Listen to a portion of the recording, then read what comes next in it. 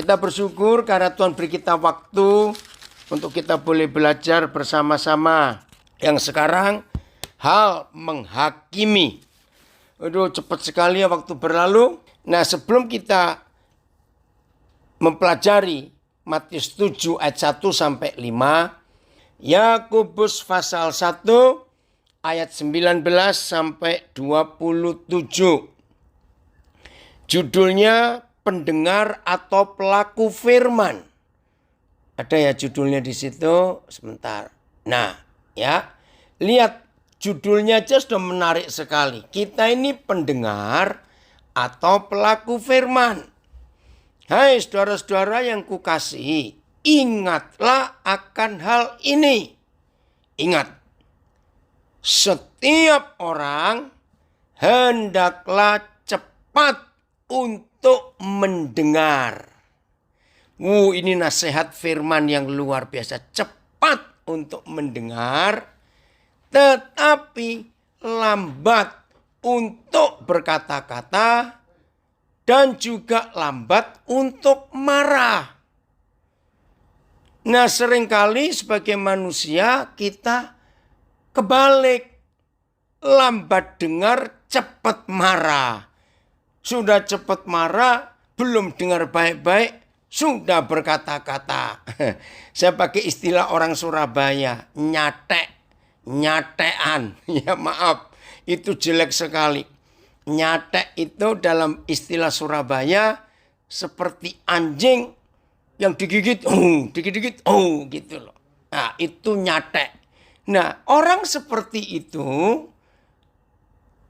mendengarnya lambat, tapi nyautnya cepat. Nah, orang yang dengarnya lambat, nyautnya cepat, 99,99% pasti salah. Karena belum dengar baik-baik. Tapi sudah nyaut duluan. Nah, saudara, hal menghakimi kita akan lihat lewat ayat ini.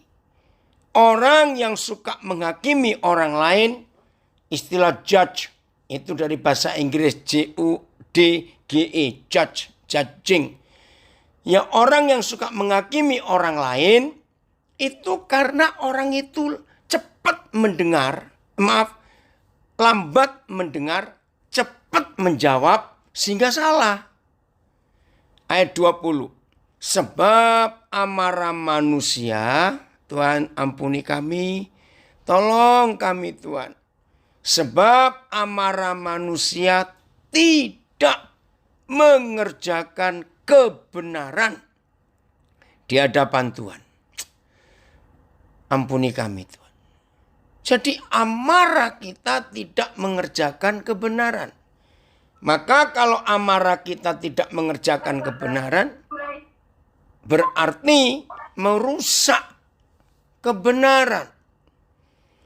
Ayat 21. Sebab itu, buanglah segala sesuatu yang kotor dan kejahatan yang begitu banyak itu.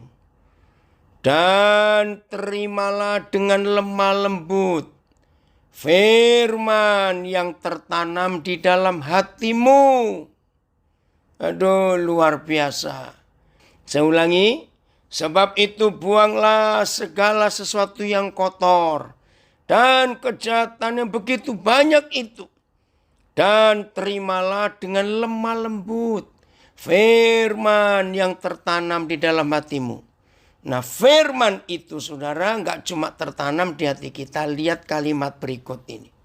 Yang berkuasa menyelamatkan jiwamu. Haleluya. Nah, sudah ya, kalau kita lihat ini baik-baik, luar biasa Tuhan kita. Tetapi, nah kuncinya supaya kita enggak cepat nyatek, enggak lambat mendengar, cepat nyaut, supaya kita enggak begitu, supaya enggak ada yang kotor-kotor keluar dari hidup kita, enggak ada kejahatan, enggak ada yang jelek-jelek, enggak ada kemarahan, supaya itu enggak ada semua. Kuncinya di ayat 22. Tetapi hendaklah kamu menjadi pelaku firman. Puji Tuhan, orang hebat dari Balikpapan hadir. Ron, apa kabar? Ya, saya ulangi, tetapi hendaklah kamu menjadi pelaku firman. Dan bukan hanya pendengar saja. Sebab, nggak enak sekali. Sebab, jika kita hanya mendengar saja, tidak menjadi pelaku firman, maka kita ini disebut kamu menipu dirimu sendiri. Pelan-pelan. Roh Kudus tolong kami. Tolong diingat dan sampaikan kepada semua saudara-saudara kita. Ini dia. Ini ada yang dari Siantar tersinggung. Baru mulai dengar firman. Sudah kena ini. Lucu ya, ada yang jujur itu. Baru katanya. Tunggu. Biar yang banyak kesalahan itu. Kalau sudah kena baru mulai dengar. Nanti sampai selesai mendengar sudah babak belur. Bukan. Tapi indah loh. Kalau kita babak belur karena firman. Oh, Pak Yosua dari Timor Leste. Saya baca ya bahasa BM ini ya. Oleh itu, buanglah segala kebiasaan buruk dan kelakuan yang jahat. Berserahlah kepada Tuhan dan terimalah firman yang ditanamnya di dalam hati kamu. Karena firman itu dapat menyelamatkan kamu. Janganlah tipu diri sendiri dengan hanya mendengarkan firman-Nya. Sebaliknya, lakukanlah apa yang difirmankannya. Seseorang yang mendengar firman Tuhan tapi tidak melakukannya adalah seperti seorang melihat dirinya di dalam depan cermin. Nanti saya akan lanjutkan itu. Terima kasih Pak Marquez untuk terjemahan yang lain ini. Nah, saudara, saya mau uraikan kata sebab jika tidak demikian, tidak menjadi pelaku firman, hanya mendengar saja, maka kita disebut orang yang menipu diri sendiri. Tolong perhatikan, jangan anggap enteng menipu diri sendiri. Dengar ya, saya percaya tidak ada seorang pun di antara kita yang gak pernah ditipu orang. Ngerti ya? Tidak ada seorang pun di antara kita yang tidak pernah ditipu orang. Renungkan. Betul ya? Saya percaya gak ada seorang pun di dunia ini yang gak pernah ditipu orang. Pertanyaan kedua. Enak gak sih rasa ditipu orang itu? Rasanya. Apalagi kalau yang nipu itu teman baik. Aduh, sakitnya luar biasa. FAYH saya akan baca. Dan ingatlah bahwa berita itu bukan hanya sekedar untuk didengar, melainkan untuk ditaati. Sebab itu janganlah saudara membohongi diri sendiri. Oke? Coba semuanya merasakan bagaimana rasanya ditipu orang itu. Ya. Sebetulnya nggak ada ditipu besar, nggak ada ditipu kecil. Semua yang disebut menipu itu nggak enak sama sekali. Sadar ya? Coba ingat-ingat. Kapan terakhir kali kita pernah ditipu orang? Nggak cuma kecewa. Nah kata nggak cuma kecewa. Lebih daripada itu. Nah, kalau saudara masih ingat betapa sakit hati ini kalau kita ditipu orang.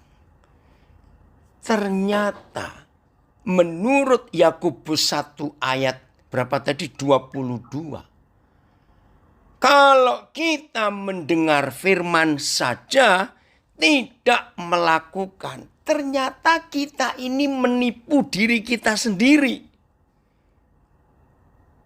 Maaf, bodoh, goblok. Nipu kok nipu diri sendiri, sama dengan orang bunuh diri. Yang dibunuh bukan orang lain, dia bunuh dirinya sendiri. Wih, ngeri sekali. Nggak enak loh ditipu orang. Ternyata karena kita hanya mendengar firman, tidak melakukan. Ternyata kita menipu diri kita sendiri. 23. Sebab jika seorang hanya mendengar firman saja dan tidak melakukannya, ia adalah seumpama seorang yang sedang mengamat-amati mukanya, wajahnya yang sebenarnya di depan cermin. Jadi kalau kita sedang bercermin, ya coba renungkan sebentar. Sering nggak kalau kita bercermin, kita bisa senyum-senyum sendiri? Ngerti ya? Sering nggak kalau kita sedang bercermin? Nah, ini ada ilustrasi dari Malang. Jadi kalau kita itu menipu diri kita sendiri, berarti kita sedang minum racun. Betul. Karena kita menipu diri sendiri. Jadi kita ngaduk racun, terus kita bilang, wih ini minum es campur. Nah itu menipu diri sendiri. Bodoh sekali. Saudara, kalau kita bercermin, rata-rata ada satu di antara dua pilihan. Senyum-senyum sendiri di depan cermin, atau kedua sedang cemberut di depan cermin. Lah saya nggak tahu saudara yang mana. Oh puji Tuhan. Rekan saya dari Amsterdam hadir, Mira. Hogatat met.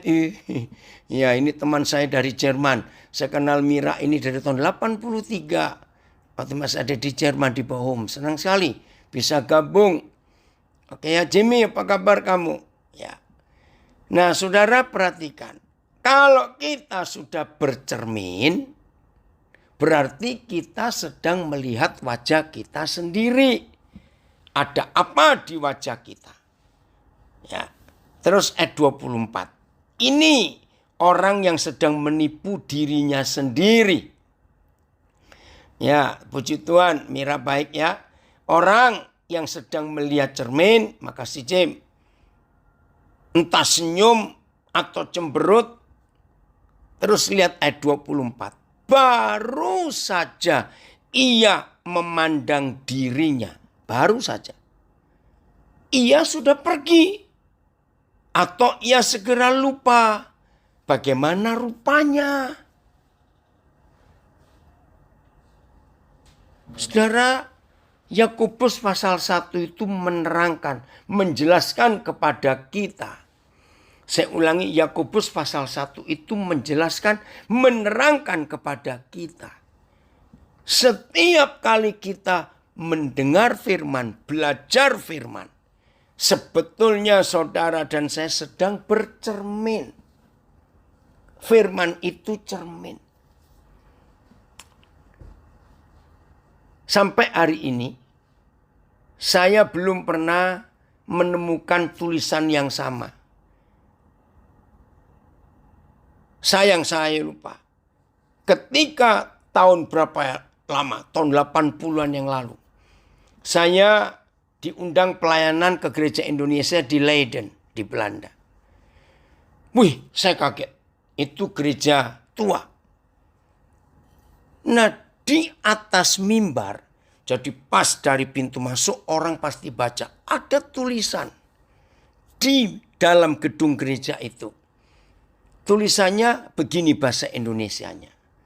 Alkitab adalah satu-satunya buku di dunia ini. Siapa saja yang membaca dia, maka dia akan membaca orang yang membaca. Saya pertama mencerna pelan-pelan dulu. Ya, Alkitab itu satu-satunya buku di dunia. Barang siapa membaca dia, membaca Alkitab itu, maka Alkitab itu akan membaca diri orang yang membacanya. Saya termenung. Betul juga Alkitab ini. Renungkan ya. Tidak ada buku seperti ini di dunia. Dan itu hanya Alkitab. begitu saudara dan saya membaca dia, maka dia baca kita balik. Nah, waktu buku yang kita baca itu membaca hidup kita, harusnya kita sadar waktu dibaca oleh firman itu betul seperti cermin ini. Nah, begitu pipi kiriku ada hitam-hitam ini. Maaf. Ternyata alisnya lah kok satu tinggi sebelah, satu pendek sebelah. Biasanya yang pakai alis-alis gitu kan perempuan, bukan, maaf. Jangan marah ya, jangan marah. Kenapa kata geleng-geleng? Saudara, maka itu ketika kita membaca firman, maka firman membaca kita. Oh, puji Tuhan. Ini saudara kita, anak saya, Musa Masalilo, itu dari Karangasem. Ya, nanti biar ngasih kesaksian hebat sekali. Pelayanan di Karangasem. Dia dari Maluku Utara, dari Halmahera. Ya, pelayanannya di Karangasem. Hebat. Nah, oke, ada kiriman terjemahan sederhana Indonesia. Saya baca ya. Tetapi sudah mengamat-amatinya, ada sedikit kotoran di pipinya. Dia langsung pergi dan lupa membersihkan kotoran itu yang ada di pipinya. Maka itu orang seperti itu menipu dirinya sendiri. Hari ini, apa saja yang kita dengar dari firman, yang kita baca dari firman, saudara, firman itu akan membaca hidup kita. Dia akan menunjukkan. Ya, lanjutan ayat 25. Oke, ada yang kirim. Ibrani 4 ayat 12, betul, firman itu berkuasa, tajam. Nanti saya akan baca ini ya. Tetapi barang siapa meneliti hukum yang sempurna. Saudara, semua hukum di dunia nggak ada yang sempurna. Nah, apa buktinya nggak ada hukum yang sempurna? Maka itu ada istilah amandemen. Amandemen bukan dalam bahasa Indonesia, dari bahasa asing. Amandemen. Artinya hukum undang-undang yang dibuat oleh manusia secara berkala harus diamandemen. Diperbarui sesuai tuntutan hukum.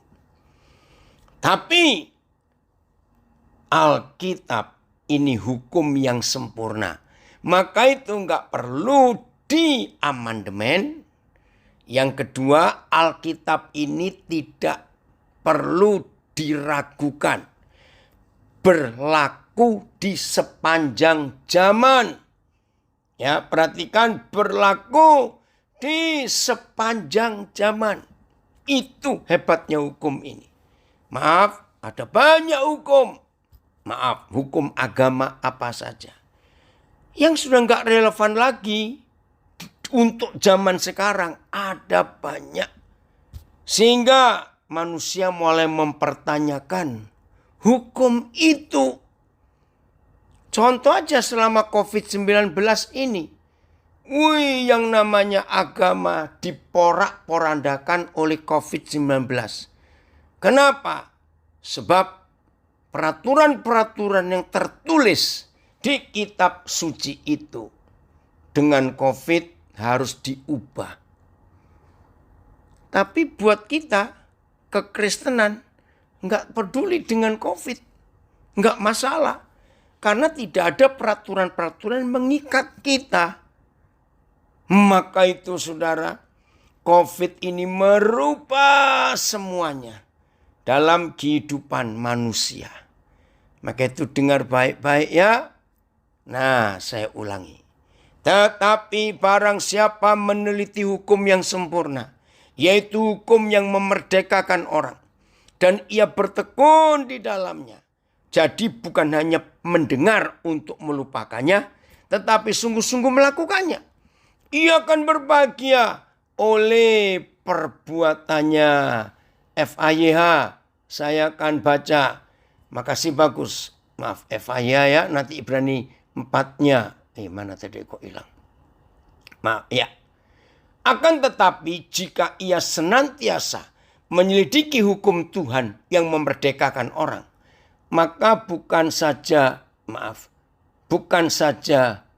ia akan mengingatnya, melainkan juga akan melakukan apa yang tercantum di dalamnya. Lalu Tuhan akan memberkati orang itu dengan berkelimpahan di dalam segala perkara yang dilakukannya. Wih, hebat sekali Tuhan kita. Betul ya? Ini hukum yang sempurna itu. Ada komen. Hukum yang dibuat manusia itu menjerat. Betul. Tapi hukum yang dibuat oleh Tuhan itu memerdekakan. Luar biasa kebenaran ini. Maka itu mulai hari ini saudara, kita harus, ya saya ulangi, kita harus dengan serius melakukan apa yang tertulis. Ya, kita harus mentaati apa yang kita baca. Jadi tidak ada alasan lain untuk kita tidak hanya mendengar, hanya membaca, tapi melakukan. Itu ayat 25. Nah sekarang ayat 26-27 ya. Ayat 26-27. Dikatakan begini oleh Tuhan. Jikalau ada seorang menganggap dirinya beribadah, tetapi tidak mengekang lidahnya. Kata mengekang itu paling cocok untuk kuda. Siapa yang pernah melihat tapi belum ketemu jawabannya? Kenapa semua kuda yang dipakai untuk menarik, entah itu kereta, entah itu alat apa, ya, pedati, ya, masih ingat andong atau dokar bahasa Jawa? Itu pasti mulutnya dikasih besi. Dulu saya nggak ngerti kenapa, apa nggak sakit mulutnya itu dikasih besi kuda itu. Ternyata saudara, saya nggak tahu yang menemukan siapa. Itu sudah berabad-abad. Sejak zaman dulu ketika kuda dipakai ya untuk alat transportasi, maka orang sudah mengekang ya. Jadi kata mengekang itu menahan lidah kuda. Ternyata kuda itu akan merasa kesakitan kalau lidahnya ditarik ada besi yang nyangkut. Nah karena kesakitan, maka itu kuda itu nggak boleh melawan kusirnya. Belok kiri, belok kanan, maju, itu semua dari lidahnya itu. Wih, itu hebat sekali. Nah, maka itu sampai hari ini selalu kekuatan mesin, tenaga, pasti berapa tenaga kuda. Nah, saudara masih ingat, sekarang sih sudah jarang tapi orang masih menggunakan. Kalau orang tanya kekuatan mesinnya, itu berapa PK? Masih ingat nggak lah? Itu dari bahasa Belanda. Ya, coba Agatha tuliskan bahasa Belandanya. Horsepower itu bahasa Inggris. Tapi PK itu singkatan dari bahasa Belanda. Kanyakrah. Bahasa Belandanya kuda. Ya, coba Agatha tulis itu. Itu dari bahasa Belanda. Jadi kekuatan mesin itu pasti diukur dengan berapa tenaga kuda.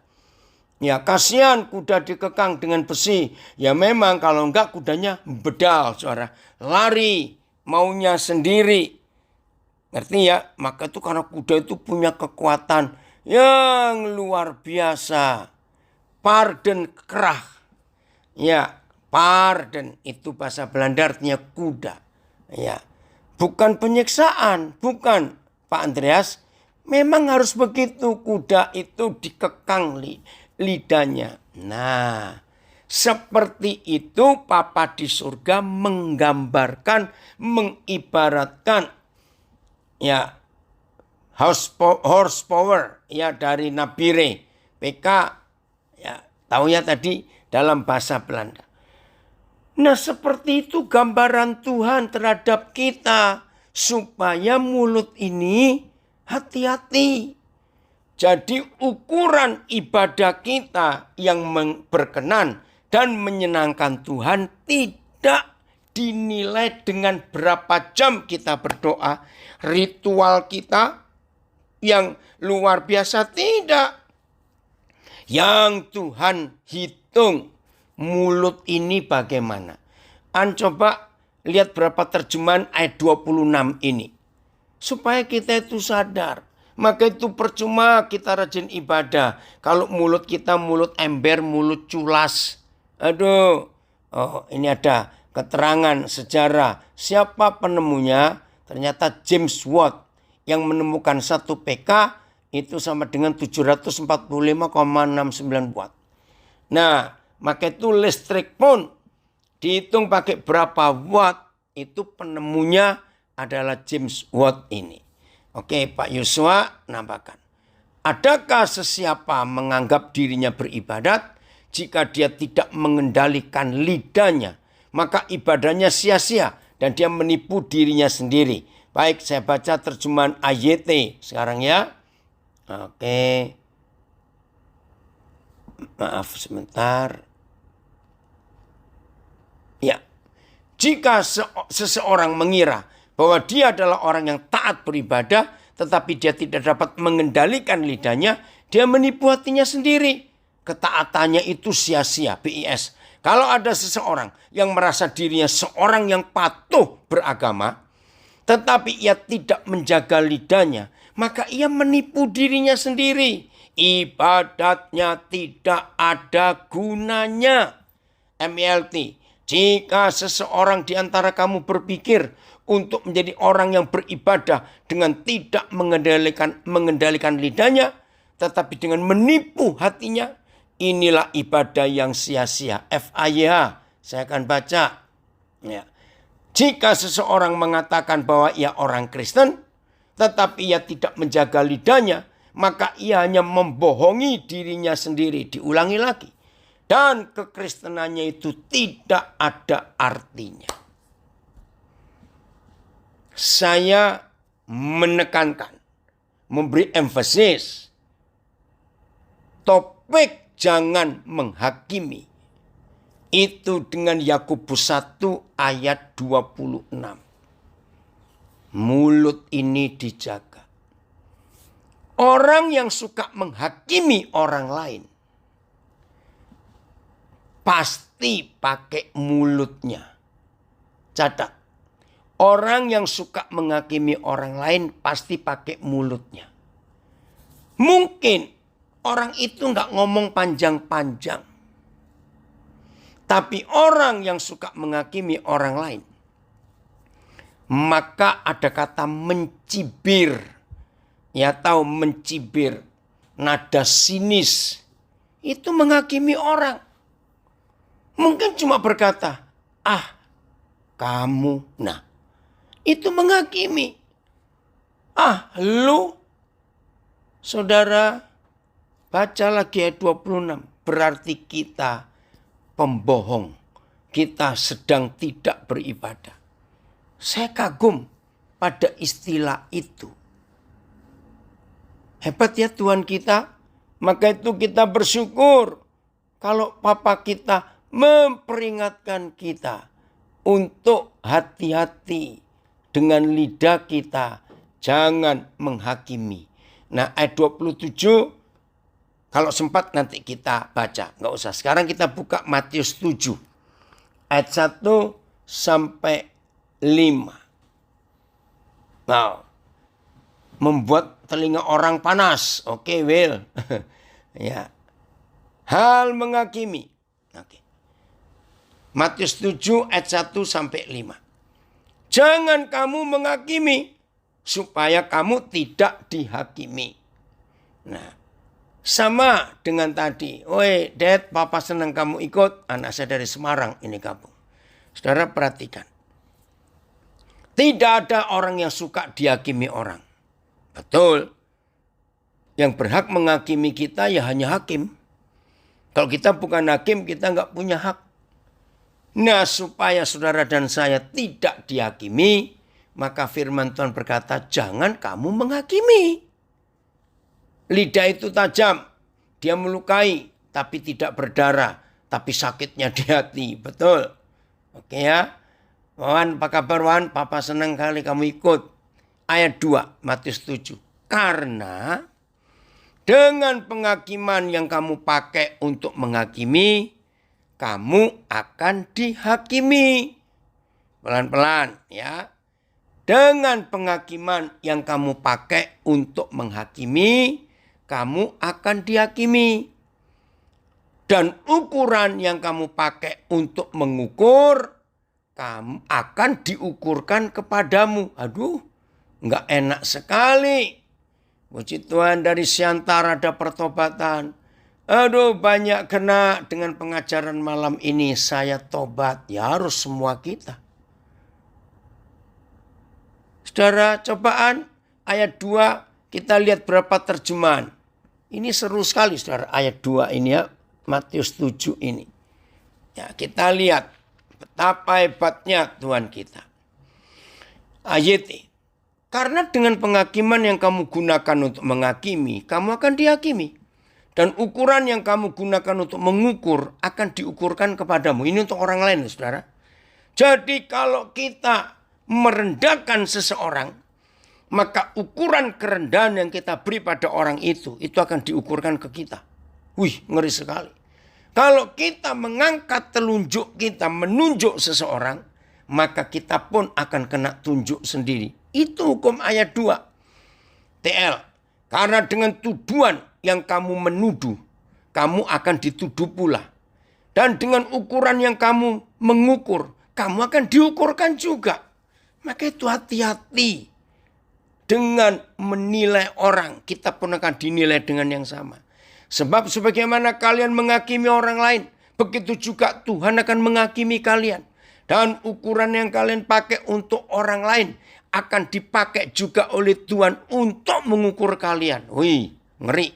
Sebab dengan penghakiman yang kamu hakimkan, kamu akan dihakimi. Dan dengan ukuran yang kamu ukurkan, kepadamu juga akan diukurkan. Karena sebagaimana kamu menghakimi, demikian pula lah kamu akan dihakimi. Dan dengan ukuran apa engkau mengukur orang lain, itu pula lah yang akan diukurkan kepadamu. Saudara, jangan sembarangan. Wih, ini luar biasa. Ada 2 terjemahan lagi. TSI. Cuman terima kasih. Karena sebagaimana kamu menghakimi orang lain, demikian juga kamu akan dihakimi oleh Tuhan. Dan seberat hukuman yang kamu berikan kepada orang lain, seberat itulah hukuman yang akan diberikan Tuhan kepadamu.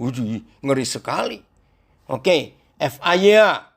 Terima kasih ya, bagus. Lihat nih, FAY. Karena orang akan memperlakukan kalian seperti kalian memperlakukan mereka. Lebih singkat. Jadi saudara, oh ya nggak apa-apa kata, terima kasih. Ada yang perhatikan saya untuk suruh minum. Enggak. Wih, ini luar biasa Tuhan kita. Dan kembali ke Matius 7. Maka itu hati-hati. Ya, ada yang tanya. Bagaimana dengan para pendeta yang viral di medsos saling tuduh-menuduh masalah ajaran Alkitab? Ya itulah, biarin aja mereka sibuk sendiri, kita nggak usah ngurusin. Ya, yang penting kita harus sungguh-sungguh belajar. Raymond, kok papa baru lihat kamu muncul hari ini? Kemana aja ini berapa hari ini? Papa nggak lihat kamu, ini anak saya yang di rumah Nabire, ikut belajar. Nah, saudara, jangan kita sembarangan. Ayat 3-an. Berarti apa yang kita tabur, yang kita tuai. Betul. Oke ya. Mengapakah engkau melihat selumbar di mata saudaramu, sedangkan balok di dalam matamu tidak engkau ketahui? Ini yang gak enak sekali. Apakah membidik sama dengan menghakimi? Ya, beda. Ya. Dan kita pun nggak perlu dua-duanya. Kita nggak perlu membidik orang. Kita juga nggak perlu menghakimi orang. Dengan bahasa sehari-hari. Nggak usah ngurusin jalannya orang lain. Urusi jalan kita sendiri. Itu maksud ayat 2. Oke. Maaf, ada istilah bagus. Kalau digigit itu rasanya sakit, jangan kita menggigit. Puji Tuhan. Betul ya? Ya nggak ada yang digigit sakit. Ternyata ada yang protes waktu saya ngomong itu. Ada. Kalau yang gigit orang ompong. Maaf. Itu sih bukan digigit, dikelamuti. Kalau orang ompong. Maaf ini ya. Nah sulit itu pakai bahasa Indonesia. Mengapa kamu melihat serpian kayu di mata saudaramu, tetapi tidak mengetahui balok yang ada di matamu sendiri? BS, mengapa kalian melihat secukil kayu dalam mata saudaramu, ya, sedangkan balok dalam matamu sendiri tidak kalian perhatikan? Semuanya selebir ini. Mengapakah engkau melihat serbuk kayu di dalam mata saudaramu, sedangkan balok di dalam matamu sendiri tidak kau sadari? Oke ya. Jadi ini perbedaannya. Saya nggak ngerti siapa ini Otnailil. CPD itu siapa? Ya, nggak jelas juga, minta bantuan doa apa ya? Maaf. Jadi begini saudara, maksud Tuhan. Untuk kita tidak boleh menghakimi saudara kita. Pelan-pelan ya untuk kita belajar ini. Maka itu mulai hari ini. Bentuk penghakiman yang paling sederhana. Saya ulangi. Bentuk penghakiman yang paling sederhana. Tolong dicatat. Nah, yang merasa begitu bertobat hari ini. Wih, ini ngeri. Orang yang sering merasa jengkel. Catat. Orang yang sering merasa jengkel dengan saudaranya. Itu sudah menghakimi. Loh, kok bisa? Kata jengkel itu kan gak terima. Betul? Orang yang tidak bisa menerima apa yang dibuat saudaranya, itu menghakimi. Hanya jengkel saja. FAYA saya akan baca Matius 7 ayat 3. Mengapa kalian peduli akan serpian kayu dalam mata saudara kalian, sedangkan dalam mata sendiri terdapat balok? Wah, kan bedanya jauh. Selumbar itu serpian kayu kecil tipis. Kita bisa ngelihat di mata orang lain. Tapi ada balok segede itu kayunya di mata kita, kita nggak lihat. Nah itulah orang yang suka jengkel dengan orang lain. Saudara tolong ya, catat ini dan bertobat. Orang yang sudah masang stempel, ini istilah kedua. Menghakimi, yang pertama jengkel. Kedua pasang stempel. Nah, kalau ada di antara kita suka jengkel pada seseorang atau pasang stempel, dengar ya, maka orang itu buat benar sekalipun, di mata saudara orang itu tetap salah. Kirim SMS dinilai, SMS apa ini? Nulis WhatsApp dinilai lagi, kamu lagi. Ngomong sesuatu, ya betul ya Lili ya. Oh itu loh, jadi nggak ada benernya. Jalan kakinya lagi sakit, diomelin juga, jalan nggak bener, kenapa? Lu lagi sakit kok. Saudara, aduh, orang kayak gitu kok diizinkan hidup ya. Kalau Tuhan seperti saya, orang yang suka menghakimi orang lain, saya pitesin satu-satu. Tahu kata pites itu? Tahu nggak? Ini orang. Jadi di mata orang yang suka menghakimi orang lain, nggak ada benernya. Semuanya yang dibuat itu salah. Ya, melebihi kolonisasi, betul. Jahat sekali. Jadi semuanya salah. Nggak ada benernya. Ada yang tanya, bagaimana jika kita bertemu seseorang dan kita, bagaimana jika kita bertemu seseorang dan kita sering bertengkar dengan dia? Nah, ini salah. Kita sering bertengkar itu sudah salah. Kalau saudara sering bertengkar dengan orang, catat. Berarti saudara orang paling sombong sedunia. Dan orang yang paling sombong sedunia, dia pasti masuk neraka. Berarti dia di neraka jadi orang yang paling sombong juga. Loh kok bisa begitu? Karena semua orang diajak bertengkar. Loh kenapa semua orang diajak bertengkar? Karena dia nggak cocok dengan orang-orang itu. Awas loh. Nah jadi ini pertanyaan bahaya. Bagaimana jika kita bertemu seseorang dan kita sering bertengkar dengan dia? Sudah salah. Kita tidak boleh bertengkar dengan siapapun juga. Karena kalau saudara bertengkar dengan seseorang saja, saudara menghakimi orang itu. Maka itu saudara bertengkar. Pertanyaannya, kita menghindari orang itu daripada bertengkar sebentar. Atau bagaimana? Kita nggak menghindari juga. Diam saja. Kalau dia ngajak bertengkar, ya kita tertawa. Satu kali saya dapat ilustrasi bagus sekali saudara. Ya, dengarkan ilustrasi ini. Ada seorang anak Tuhan yang taat, yang setia. Sedang belanja di suatu toko. Bukan mall ya, toko biasa. Nah ternyata di depan dia ada pembeli lain. Maka dia tunggu. Nah ternyata pembeli yang di depan anak Tuhan ini ngomel terus. Dan memang anak Tuhan ini melihat pelayan toko itu jutek. Tahu kata jutek ya. Mukanya itu nggak enak. Ngomongnya pedis. Akhirnya pembeli yang pertama di depan anak Tuhan ini nggak jadi beli. Terus dia pergi. Ya. Nah, begitu dia pergi, majulah anak Tuhan ini. Nah, ternyata pembeli pertama ini masih nungguin. Ternyata tahu maksudnya. Jadi pembeli pertama itu mau ngetes. Apakah pelayan toko itu juteknya cuma kepada dia atau juga kepada pelanggan yang lain itu. Jadi yang pertama nungguin. Ternyata sama juteknya. Tapi yang anak Tuhan ini tetap beli.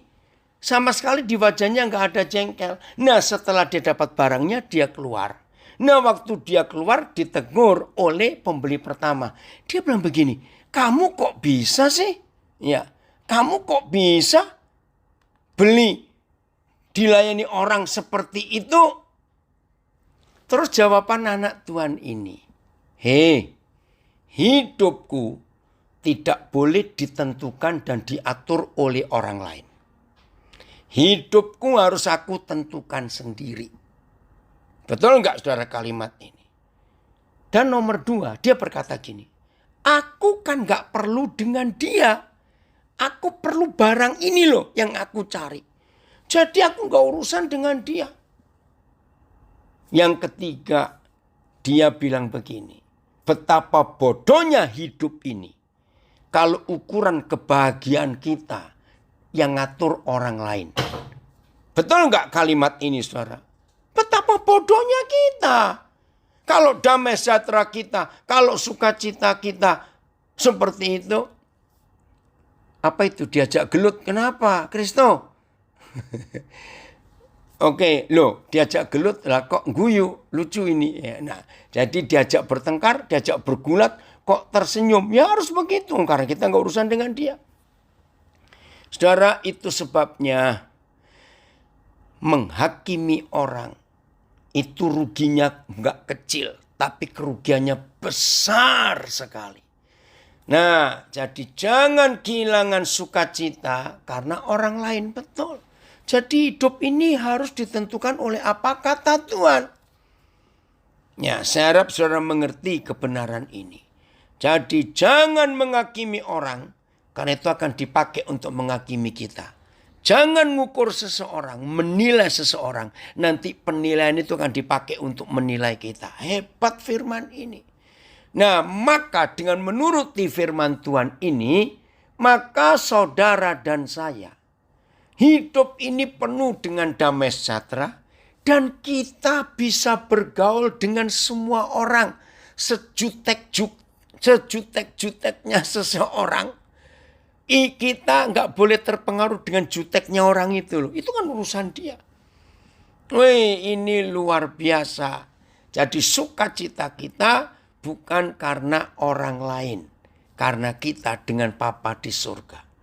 Oke, kembalian ke Matius 7. Belum selesai. Ayat 4 sekarang.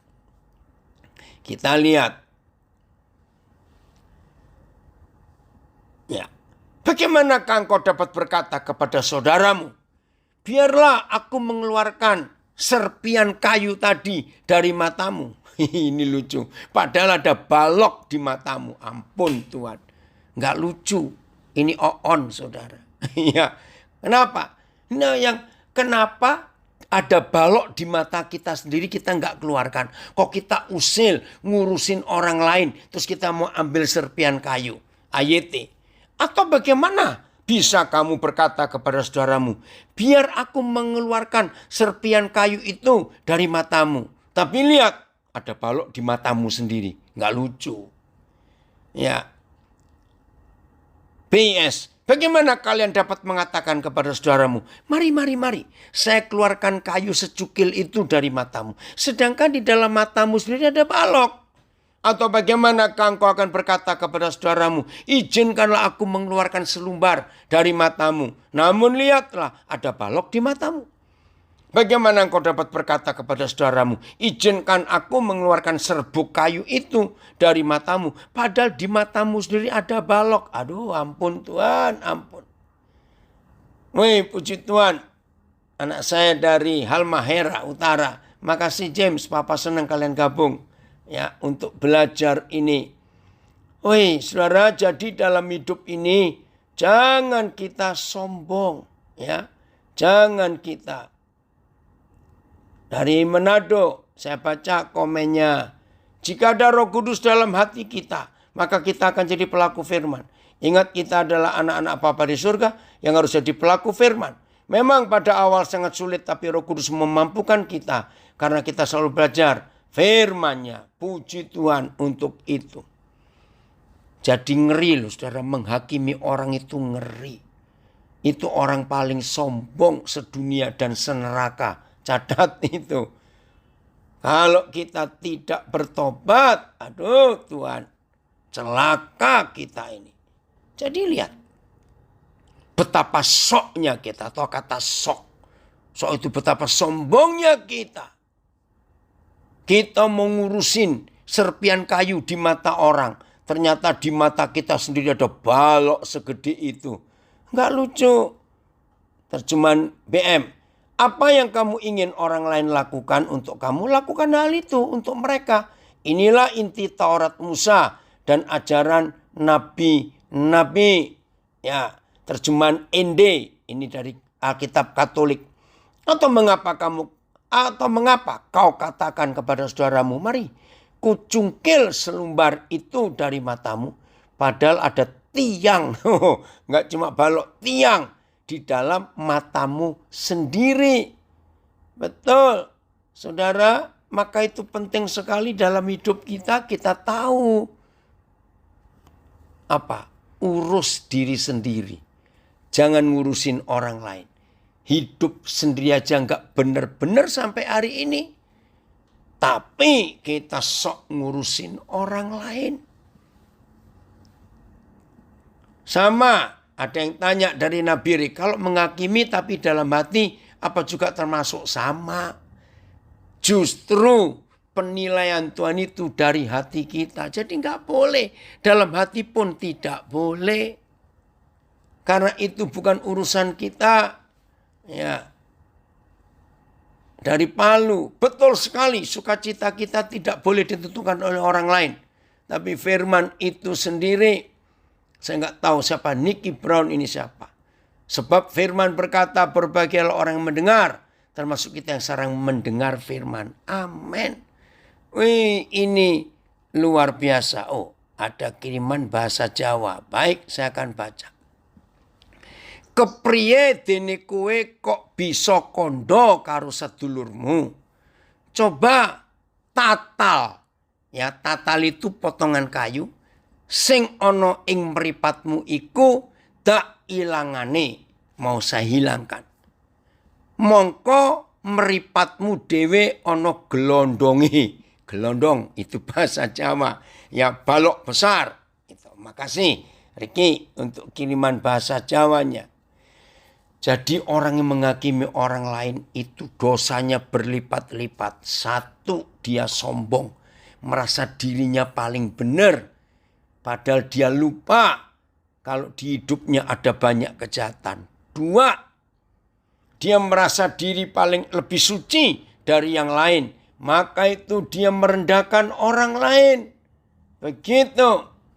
Ada yang tanya, bagaimana kalau orang itu selalu menyalahkan keadaan dan orang lain dan selalu salah menurut anggapannya? Nggak usah diperhatikan. Itu orang paling sombong. Yaitu dia cuma ngurusin ya selumbar potongan kayu di mata saudaranya. Tapi dia lupa kalau di matanya ada balok sebesar itu. Jadi nggak usah diurusin, biarin saja. Tetap berteman dengan orang itu. Nah, begini loh saudara penghakiman itu. Kita kan tidak tahu isi hati orang itu apa. Betul? Kita tidak tahu isi hati orang itu bagaimana. Tapi kita sok tahu. Nah, yang paling tahu isi hati Tuhan adalah kita dengan Tuhan. Maka itu di dunia tidak ada hakim yang adil. Kenapa tidak ada hakim yang adil? Karena tidak ada hakim di dunia ini yang bisa membaca hati orang. Betul? Hakim itu akan adil jikalau hakim itu tahu isi hati orang. Nah, kalau semua hakim diberi kuasa untuk bisa membaca hati terdakwa, maka semua pengadilan di dunia selesai dalam satu kali persidangan. Karena langsung ketahuan motivasinya apa. Ada pertanyaan dari Hongkong. Apakah batasnya menghakimi dengan menegur, membenarkan yang salah? Nah, itu beda. Ini pertanyaan bagus dari Hongkong. Saudara, kalau kita mengasihi saudara kita dan kita tahu dia salah, jahat kalau kita tidak mengingatkan kesalahannya. Tapi menghakimi itu tujuannya bukan mengingatkan karena kasih, tapi tujuannya karena jengkel dan gregetan. Itu loh masalahnya. Kalau kita jengkel dan gregetan, ya sudah. Nggak ada yang benar di mata orang. Jadi saudara, kita menghakimi itu jelas nggak boleh. Tapi mengingatkan, menegur kesalahan saudara kita, itu wajib. Karena kita mengasihi. Beda loh ya. Ini dia. Kalau kita mau melakukan itu hebat. Dahsyat benar firman Tuhan ini. Sangat sukacita mengikuti pelajaran firman ini. Puji Tuhan. Salahkah? Biar jangan ada selisih paham di tengah keluarga. Jadi yang satu kepada yang lain tidak saling teguran. Wah, itu salah. Lain lagi. Menegur dan saling teguran itu beda. Ya, kalau kita menegur karena mengasihi. Kalau tidak saling teguran berarti kita nggak mau ngomong. Itu salah. Beda lagi ya. Nah, bagus ya kalau kita lihat perbedaan bahasa Indonesia itu. Ya, oke. Jadi kita jangan sampai kalah untuk hidup ini. Ya. Terus, ya Ibu Joyce. Jangan menghakimi, sama dengan jangan marah-marah dong. Apapun alasannya. Tunggu. Marah. Kalau karena kasih. Dan kita ingin saudara kita itu berubah. Itu boleh. Tapi kalau marah-marah lain lagi. Sama seperti menegur seseorang itu harus. Tapi tidak saling teguran itu salah. Marah untuk kebaikan seseorang itu harus. Tuhan Yesus kan pernah marah kepada kita. Tapi marah-marah beda lagi. Berarti kita nggak puas. Marah-marah itu menghakimi orang. Nah itu dia. Maka itu hati-hati dalam hidup ini. Tapi bagaimana kalau kita menegur orang dan orang tersebut tidak terima? Nah nggak apa-apa, urusan dia. Yang penting ada kasih, kita memperingatkan orang itu. Dia terima, nggak terima, bukan urusan kita. Yang penting bukan menghakimi orang itu. Benar, marah yang mendidik. Puji Tuhan. Ya, jadi kalau kita mau hidup sungguh-sungguh mentaati firman ini, hidup ini sungguh luar biasa. Ayat berikutan Matius 7. Ayat 5 sekarang ya. Matius 7 ayat yang kelima. Hai orang munafik. Aduh, enggak enak betul. Keluarkanlah dahulu balok dari matamu. Maka engkau akan melihat dengan jelas untuk mengeluarkan selumbar itu dari mata saudaramu. Hai orang munafik, keluarkanlah dahulu balok itu dari matamu. Dan kemudian kamu akan melihat dengan jelas untuk mengeluarkan serpian kayu dari mata saudaramu. Hai orang munafik, keluarkanlah dahulu balok itu dari dalam matamu sendiri. Kemudian barulah engkau nampak terang akan mengeluarkan selumbar dari dalam mata saudaramu. Hai munafik, keluarkanlah dahulu balok dari matamu sendiri. Barulah engkau melihat dengan jelas dan dapat mengeluarkan secukil kayu dari mata saudaramu. Hai munafik, keluarkanlah dahulu balok itu dari matamu. Dan kemudian kamu akan melihat dengan jelas untuk mengeluarkan selumbar dari mata saudaramu. Hai orang munafik, keluarkanlah dahulu balok kayu yang ada di dalam matamu. Kemudian barulah engkau dapat melihat dengan jelas untuk mengeluarkan serbuk kayu dari mata saudaramu. Keren ya saudara? Terjemahan sederhana TSI. Oh, ada yang tanya dari Malang. Apakah bisa jadi indikasi kita menegur tanpa menghakimi adalah orang kita tegur nggak sampai marah otomatis. Kalau menegur dengan kasih yang menerima nggak akan sakit hati. Kalau gregetan, ya ini anak saya tanya. Kalau kita gregetan, marah karena tidak adanya keterbukaan. Gimana ya Pak? Kalau orang itu nggak mau terbuka, kita nggak bisa maksa untuk membuka. Ya udah, kita bersaudara saja. Yang penting jaga hati. Jangan sampai kita ikut terpengaruh. Ya, mana tadi TSI? Oh, ada yang komen. Karena Tuhan kita tidak pilih kasih. Jika kita pilih kasih berarti kita tidak mengenal Tuhan. Betul. Mana tadi ya? Ada orang menilai kita selalu nggak benar. Nah ini beda lagi. Ada pertanyaan. Bagaimana? Kenapa orang menilai kita selalu nggak benar? Pelan-pelan. Mungkin kita memang salah. Maka itu kita harus koreksi diri. Tapi kalau penilaian orang itu terhadap kita yang dia nilaikan nggak benar, ya kita biasa saja. Nggak usah diperhatiin, nggak usah benci pada orang itu. Jangan, ya.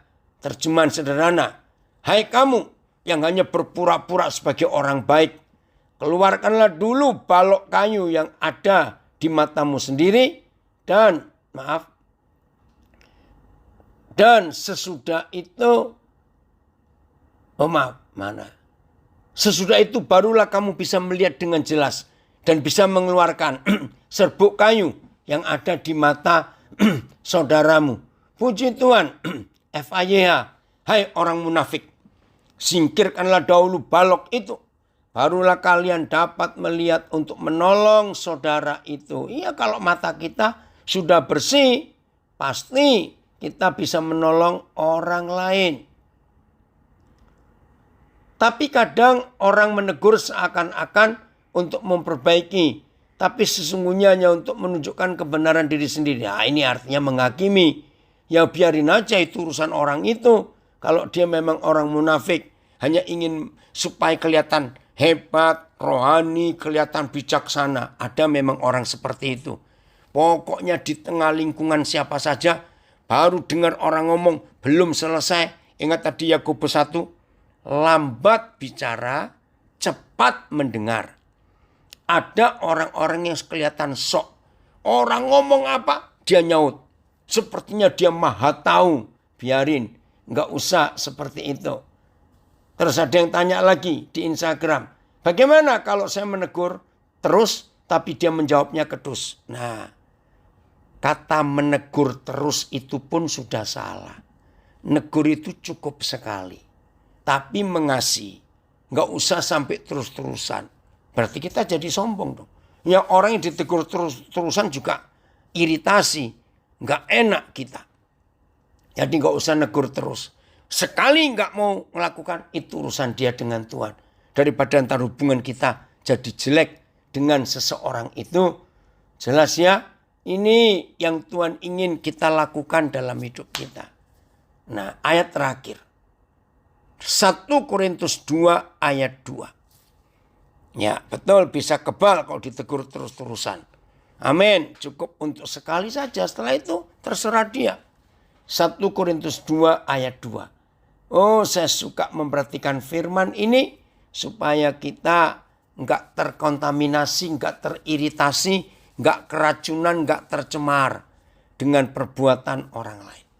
Oh, ada yang tanya, bagaimana menegur orang tetapi diri sendiri masih berusaha dalam usaha tobat? Nah, itu tadi. Matius 7 ayat 5. Bereskan diri sendiri.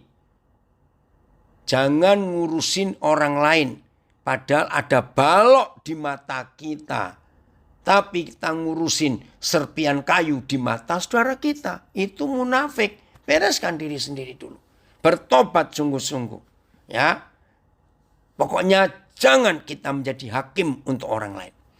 1 Korintus 2 ayat 2. Sebab aku telah memutuskan. Saya suka keputusan ini. Untuk tidak mengetahui apa-apa di antara kamu. Selain Yesus Kristus. Yaitu dia yang disalibkan. Sebab aku memutuskan. Untuk tidak mengetahui apapun di antara kamu. Selain mengenai Kristus Yesus. Yaitu yang disalibkan. Karena aku sudah bermaksud bukannya hendak mengetahui apa-apa di antara kamu. Melainkan Yesus Kristus yang telah tersalib itu. Sebab saya sudah bertekad bahwa selama saya ada bersama kalian. Saya tidak akan mengemukakan apa-apa. Selain mengenai Yesus Kristus. Khususnya bahwa ia sudah mati disalib. Terjemahan FIH. Sebab saya telah mengambil keputusan. Untuk berbicara hanya mengenai Yesus Kristus dan kematiannya di kayu salib. Saudara, ini luar biasa. Ada yang tanya, maksudnya saya selalu menyapa bukan menegur, Pak. Maaf saya salah kalimat. Sama. Kalau yang saudara sapa nggak mau nyaut, ya cukup sekali saja. Nggak usah disapa terus menerus. Ntar dia iritasi. Begitu ya. Ada yang tanya. Begitu berhargalah penilaian orang pada kita. Ya kalau kita menerimanya sebagai penghargaan. Kita bersyukur. Karena apa? Kalau ada orang menilai kita. Dengar ya. Kalau ada orang menilai kita. Dan penilaiannya itu adalah positif. Kita harus bersyukur. Kenapa? Karena kita diawasi orang. Dan diingatkan orang. Saya mau pakai filosofi orang Jawa. Ya, atas pertanyaan Pak Tampu Bolon ini. Ya, saya mau pakai istilah filosofi orang Jawa. Orang Jawa punya filosofi begini. Siapapun kita, siapapun. Presiden, raja, pejabat tinggi, orang kaya, orang miskin, siapapun kita. Tidak ada manusia bisa melihat punggungnya sendiri. Jangan bilang bisa pakai cermin di belakang. Itu lain. Betul ya? Nggak bisa. Semua kita tidak pernah bisa melihat punggung kita sendiri. Masih ada yang keras kepala. Bagaimana jerapah? Bukan orang. Saya jawab begitu. Ini orang. Oke ya? Nah, karena tidak ada seorang pun yang bisa melihat punggungnya sendiri, maka kita perlu ada orang yang menilai. Di belakang kita ada apa, kita nggak tahu. Maka itu berbahagialah kalau kita dinilai. Betul ya Pak Tampu Bolon? Ini anak saya dari Nabire. Bagaimana caranya menasihati tanpa menghakimi? Woi, pertanyaan bagus. Menasihati dengan kasih sayang. Menasihati dengan kerinduan. Aduh, kamu itu berubahlah. Kalau kamu nggak berubah itu rugi hidupmu. Nah, kalau saudara ingin nasihati orang, tapi penuh belas kasihan, maka teguran, nasihat itu nggak akan melukai orang itu. Tapi kalau saudara sedang jengkel pada seseorang, jangan coba ngomong sesuatu, pasti nyelekit. Ngerti kata nyelekit itu ya, walaupun ngomongnya singkat. Jelas ya Omi? Ini dia. Oke. Mana tadi ada berapa? Kalau menegur orang yang lebih tua dari kita bagaimana? Sepertinya tidak sopan. Tergantung orangnya. Kalau orang yang lebih tua itu pun rendah hati dan ketahuan salah dan dia nggak tahu karena nggak bisa lihat punggungnya sendiri, maka yang lebih muda berhak untuk menegur, mengingatkan, bukan untuk menggurui. Kalau yang lebih tua itu nggak mau terima, ya nggak apa-apa. Kita pun nggak rugi kok. Betul ya? Kita nggak rugi. Ini bahasa Jawa itu namanya gitok pi. Gitok ya, wong ora iso noleh gitok dhewe. Jadi orang nggak bisa ngelihat. Kalau bahasa Jawa bilang, bahasa Surabaya bilang jitokmu. Jitok itu lekukan di belakang kepala kita. Antara kepala ke leher ada satu cekukan. Di situ ya. Nah, jadi kita tidak boleh sombong. Jika ada orang yang tabiatnya suka menghakimi, memfitnah, provokator, tapi tetap melayani di mimbar, apakah kita mengabaikan saja? Enggak. Kalau memang saudara bisa menasihati orang itu, lakukan. Kalau tidak bisa, ya jangan kita melihat kelakuannya, tapi dengarkan yang dia khotbahkan. Itu ada di Matius 23 ayat 3. Ada pertanyaan lagi. Kalau di pekerjaan ada tim kita yang sering melakukan kesalahan, sudah kita beritahu tapi masih melakukan kesalahan sampai kita kesal. Lalu apa yang kita harus lakukan? Nah, kalau dalam perusahaan, dalam kerjaan, kan ada peraturan. Istilahnya SOP itu. Nah, ingatkan dia tentang pelanggarannya. Jadi bukan kita yang menegur, tapi peraturan itu. Nah, sama seperti yang kita pelajari hari ini. Teguran harus semuanya pakai firman Tuhan yang tertulis. Jadi orang itu yang akan menentukan dia mau nurut atau tidak. Nah, kalau tim kita di pekerjaan nggak mau menurut, kan ada peraturan. Ada SP1, SP2, dia suruh baca sendiri. Nah, kalau memang sampai SP3 nggak mau nurut, ya dia harus keluar. Karena itu peraturan. Jadi jelas ya, oh ini luar biasa. Kalau kita harus melakukannya, dunia itu jadi indah. Ada yang suka terima teguran, tapi tetap nggak berubah. Bagaimana itu? Ya sudah cukup sekali negur, sisanya urusan dia. Karena kalau orang itu ditegur nggak mau berubah, dia akan rugi sendiri kok. Karena orang nggak akan suka dengan dia. Sudahlah, pokoknya jangan ngurusin orang lain. Ayo urusin diri sendiri saja. Maka itu ayat terakhir tadi, 1 Korintus 2 ayat 2 itu bagus. Jangan kita usil ngurusin orang lain. Aku sudah memutuskan nggak ingin tahu apa-apa tentang kamu. Tapi satu hal yang aku mau beritahu. Kalau kamu belum tahu Yesus mati untuk kamu, itu kewajibanku memberitahu kamu. Ini hebat sekali. Saudara dan saya tidak akan jadi hakim untuk orang lain. Nggak akan jadi orang yang sok suci, sok rohani. Kalau kita punya kasih yang seperti itu. Jelas ya saudara, Ayo semua kita jadi pelaku firman mulai hari ini. Tuhan Yesus memberkati kita semua. Dunia akan aman dan indah kalau kita